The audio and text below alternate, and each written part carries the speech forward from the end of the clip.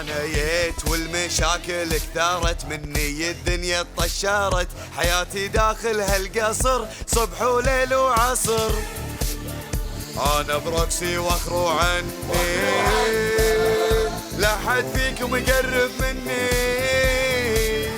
واللي يقرب مني شوي راح اقول حق ونستي.